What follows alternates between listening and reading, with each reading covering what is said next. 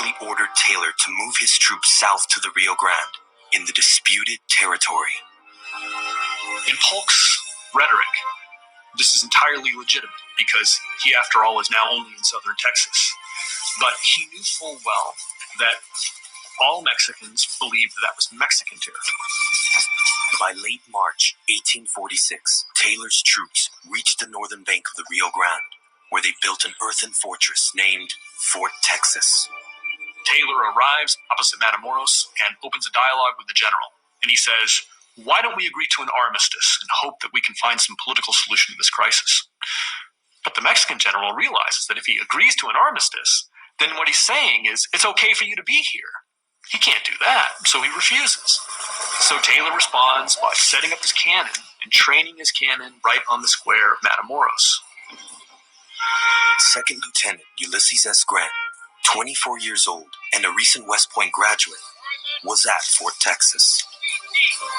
The work of fortifying was commenced at once.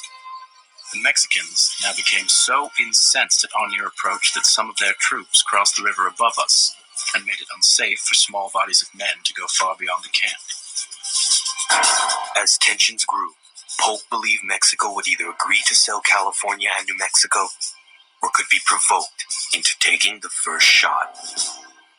Once you are in Mexican territory, in front of the army of Mexico that is in the other side, well, something like that could happen.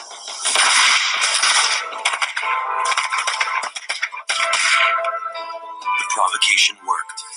1 month after American troops came to the Rio Grande, Mexican soldiers ambushed the Thornton scouting party, killing 11 and taking 52 prisoners.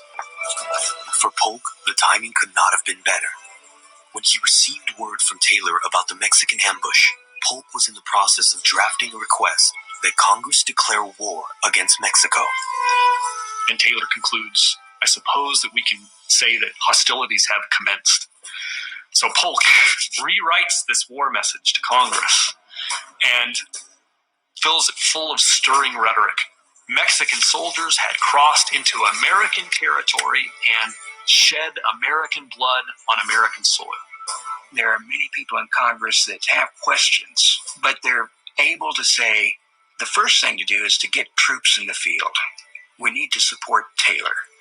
And so where there are people who may, under serious consideration, say, I'm not sure that this happened the way that Polk explained it, they're so patriotic and they're so much in favor of supporting the army that they say, my country first.